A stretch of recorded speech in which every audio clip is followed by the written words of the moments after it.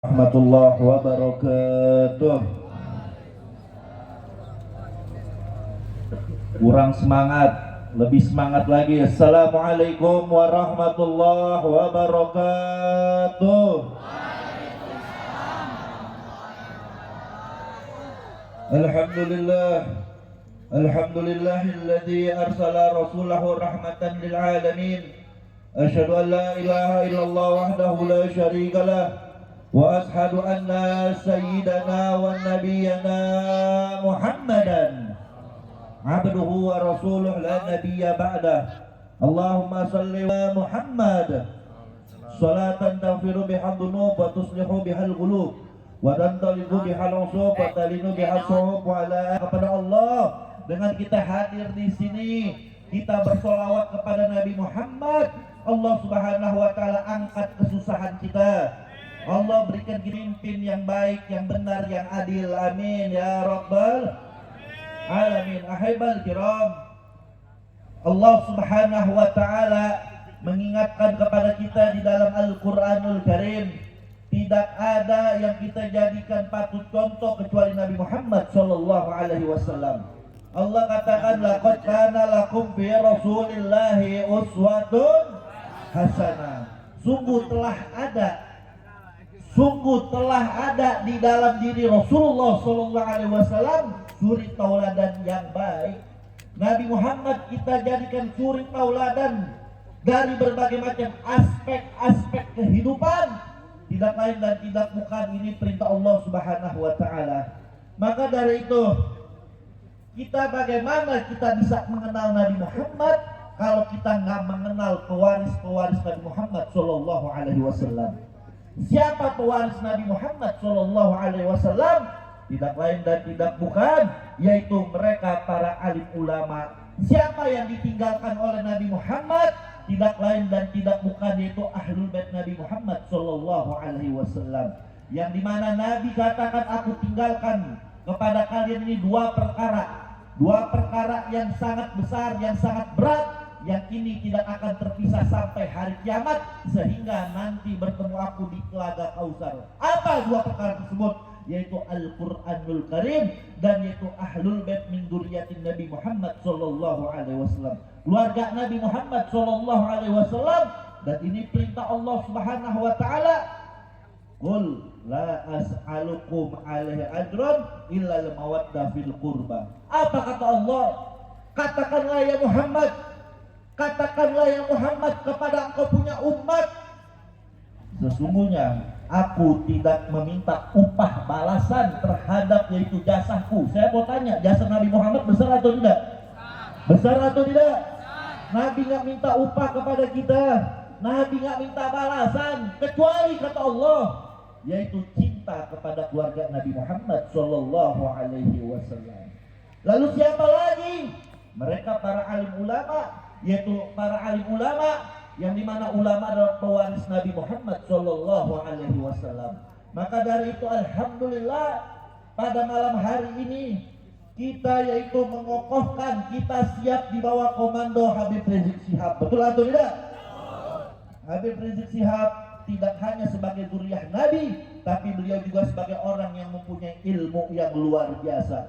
Habib Rizik seorang ulama yang istiqomah, dan juga yaitu ulama dari zuriyah Nabi Muhammad sallallahu alaihi wasallam. Ada dua yaitu beliau sebagai zuriyah Nabi, dan beliau enggak cuma zuriyah Nabi, tapi beliau juga yaitu ulama pewaris mengemban ilmu Nabi Muhammad sallallahu alaihi wasallam. Maka dari itu kalau kita cintai dua-duanya Pak Bu, kita cintai yaitu mereka ahlul bait Nabi yang istiqomah, darah daging Nabi yang istiqomah kita ikutin, dan juga kita cinta kepada ulama kita yang istiqomah, kita cinta kepada kiai kita yang istiqomah, kita cinta kepada ajengan kita yang istiqomah. Maka Allah Subhanahu wa taala di dalam kitab Manhajul Istiqomah yang dikarang oleh Al-Habib Utsman bin Yahya Mufti Betawi, apa kata Habib Utsman? Kalau kita cinta kepada mereka, Allah Subhanahu wa taala akan memberikan kita 4 anugerah ibadah Allah. Apa yang pertama? Allah sambungkan cinta kita kepada baginda Nabi besar Muhammad sallallahu alaihi wasallam. Allah sambungkan kita kepada Nabi Muhammad Shallallahu Alaihi Wasallam. Dengan sebab apa? Dengan sebab kita mengikuti ulama yang istiqomah di jalan Allah Subhanahu Wa Taala. Maka dari itu pantas Imam Al-Ghazali mengatakan di dalam kitab Ihya Ulumuddin. Apa kata Imam Al-Ghazali? Imam Al-Ghazali mengatakan bahwasanya kita jangan duduk sembarang kepada mereka yang punya ilmu kecuali kita lihat di mahal. Maaf, orang pinter banyak tapi sedikit orang benar. Betul atau tidak? Ilmunya banyak, ilmunya pinter, gelarnya profesor, doktor, S1, S2, S3 sampai skendol sekalian. Profesor, doktor, wah belakangnya BSc. Apa itu BSc? Belum sempat cebok kali itu. Orang pinter banyak tapi sedikit orang yang benar. Kita krisis orang yang benar. Ibaratnya orang pintar banyak, hafal Quran banyak, hafal hadis banyak, jago baca kitab, tapi belum tentu mengamalkannya. Tapi belum tentu mereka mengamalkannya. Nggak usah jauh-jauh. Iblis, kenal iblis? Iblis ribuan tahun di sorga. Iblis mempunyai ilmu, tapi dilaknat sama Allah Subhanahu Wa Taala. Kenapa? Karena di dalam diri iblis ada kesombongan. Di dalam diri iblis yaitu nggak mau tunduk kepada kebenaran. Iblis tahu ini benar, tapi dibilang salah. Iblis tahu salah, dibilang benar. Makanya nggak heran kalau ada orang pintar tapi menyimpang, nggak heran. Maaf, iblis itu alumni sorga. Alumni sorga, ribuan tahun di sorga, dilaknat sama Allah Subhanahu Wa Taala. Sekarang kita lihat, banyakkah mereka yang punya ilmu tapi ngikutin jejak iblis? Ada atau tidak? Ada atau tidak? Yang halal dibilang haram, yang haram dibilang halal, yang hak dibilang batil, yang batil dibilang hak. Innalillahi. Hati-hati. Maka dari itu apa kata Imam Al-Ghazali? Jangan sembarang kita pilih ulama. Jangan sembarang kita duduk sama orang yang punya ilmu. Kita lihat dulu nih orang benar atau tidak. Makanya kita yakin alhamdulillah kita mengikuti komando imam besar kita Habib Rizik, insya Allah tidak diragukan lagi keistiqomahannya. Betul atau tidak? Apa kata Imam Al-Ghazali? La tajlisu inda kulli alim illa alim yad'ukum minal khams ilal khams. Jangan engkau duduk kepada orang yang alim, kata Imam Al-Ghazali, kecuali engkau melihat orang alim tersebut yang mengajak kepada kita dari 5 perkara ke 5 perkara. Apa?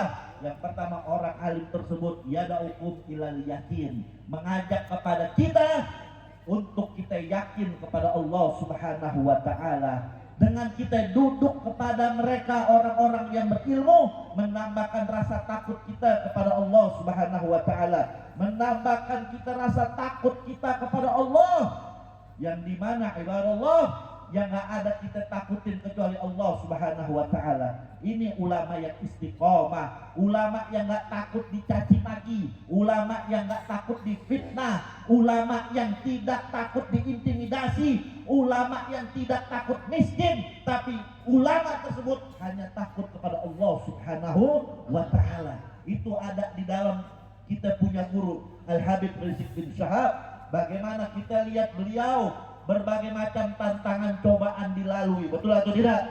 Beliau difitnah, beliau dicaci maki, bahkan beliau harus pindah, yaitu ngungsi dari negerinya tercinta, harus hijrah ke Mekah selama 3 tahun setengah. Karena kenapa? Dizolimin ibadallah.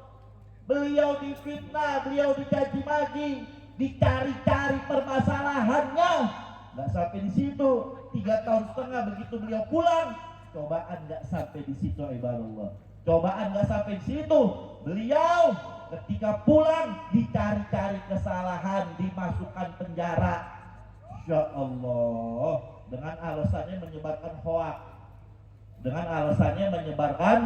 hoak. Ya, alasannya seperti itu. Saya mau tanya, pejabat banyak kan itu Kambong? Banyak apa enggak pejabat? Banyak atau tidak? Ada dulu kampanye 2019, katanya masyarakat Rempang pengen disertifikatin, tahu-tahu jadi pindahin. Itu bohong atau enggak tuh? Masya Allah, Masya Allah. Tuh kita lihat ibadallah, nggak sampai di situ. Habib Rizik dicari-cari kesalahannya, cuman gara-gara bikin maulid di alasan kerumunan, di penjara kena pasal. Alhamdulillah saya ngikut juga. Insya Allah. Alhamdulillah. 8 bulan kami di sana. Saya mau tanya, dulu zaman corona, giliran pejabat bikin kerumunan ditangkap apa kagak? Itu dicari-cari kesalahan ibadah. Nggak sampai di situ. Bagaimana Habib Rizik organisasinya dibubarkan? Tapi alhamdulillah ketika dibubarkan muncul lagi FPI yang baru. Maklum FPI orang kaya, mobil dibajak ada lagi. Betul atau tidak? Betul atau tidak?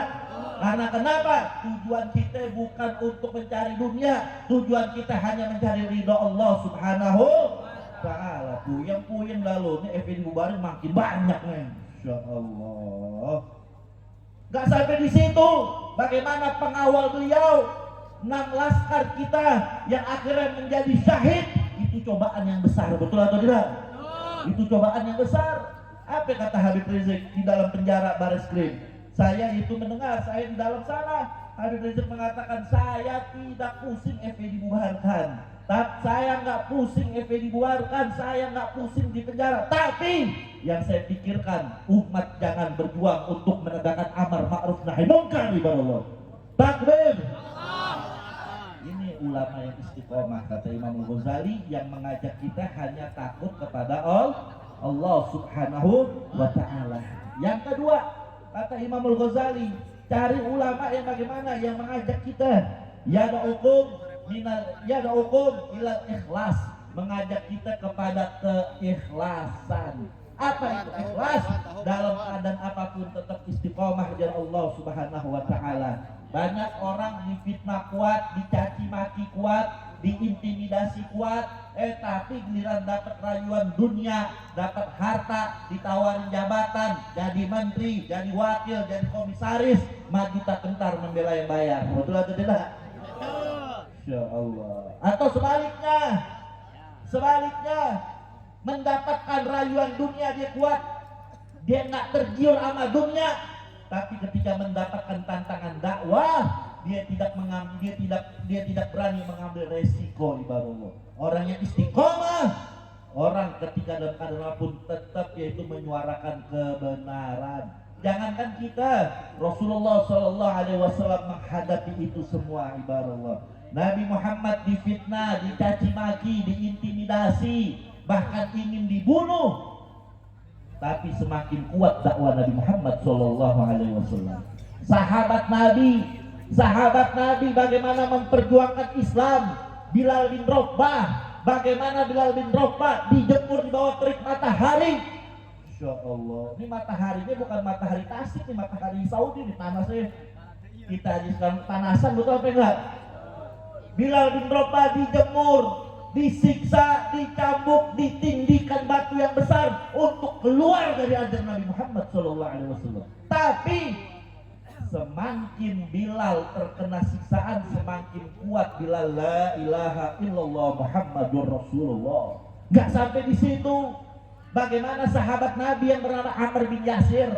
Amr bin Yasir disiksa, ayahnya disiksa, ibunya disiksa. Bahkan gak sampai di situ. Orang-orang kafir Quraisy, Abu Jahal memaksa untuk Amr bin Yasir untuk keluar dari ajaran Nabi Muhammad SAW.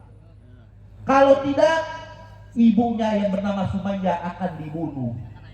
Ketika Amr bin Yasir, kita bisa mikir, ibu kita disiksa depan mata kita bagaimana? Amr bin Yasir ketika itu lemas bukan karena takut dia disiksa, bukan, tapi nggak tega ibunya diperlakukan disiksa luar biasa.